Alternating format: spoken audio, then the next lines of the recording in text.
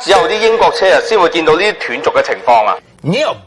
今日咧嚟咗一台咧麥拿倫嘅600LT啊，屬於麥拿倫嘅一隻特別版系列啊。其實車型同埋引擎咧都同 570S 啊、540C 係相同嘅。車主咧花百零萬買翻嚟之後咧，已經係拖去好多地方度維修啊，但係引擎嘅問題都係遲遲解決唔到啊。其實啲麥拿倫咧維修質量都比較差嘅，原因其實咧我自己認為咧有幾點嘅。好似呢啲車咧，其實我哋綜合維修店咁多年啦，其實呢啲咩 BBA 同超跑咧，其實我哋眼中係差唔多，只有足夠嘅資料同埋診斷器咧，車一樣係好好收嘅。而家某程度上呢啲咁嘅超跑係比啲 BBA 啊更加好收嘅。但係出邊市場上咧好多維修廠一嚟冇資料啦，而且大家都靠斷估啊，咁咧砌一台引擎都好，全部啦亦都靠自己經驗去扭啦。所以咧出邊咧就搞到咧整好架車都好啦，好多後遺症。好啦，第二點咧就係呢啲咁嘅麥拿倫好多嘅系列咧都比較平嘅車價，50-60萬左右啊，介乎呢個價錢啊，想平平地玩下，咁又唔想整太多錢啊，所以咧就算發生問題，好多嘢咧向壓榨啲維修廠啊，好似呢台咁咯，大家睇下呢條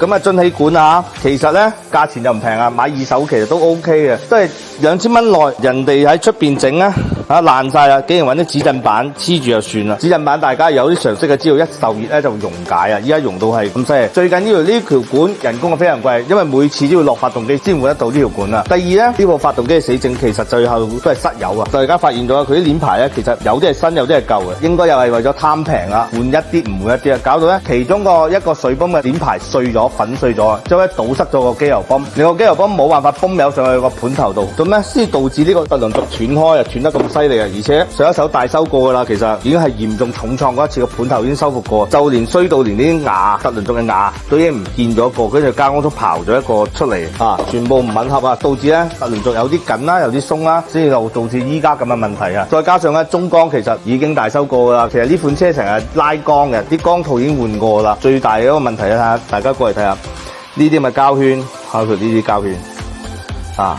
全部平晒，都唔換新嘅，慳錢可以慳到咁極致啊！仲有密封膠啦，用一啲最平嘅，揾手輕刮一刮就甩啦。出邊咧好多人咧為咗貪平啊，用啲8蚊雞一支密封膠用，即係唔同好似我哋公司一用咧要用呢個進口嘅40幾蚊、50幾蚊一支嘅密封膠去處理每一台大粗發動機嘅。所以咧，大家整自己嘅車嘅時候啊，除咗要對比車行嘅性價比之外啦，仲要睇下呢間車行嘅專業度啊，究竟佢嘅流程化、標準化做得好唔好啦？唔係咧，大家整嘅車嘅時候咧，花嘅錢啦同埋時間啊會更加多啊！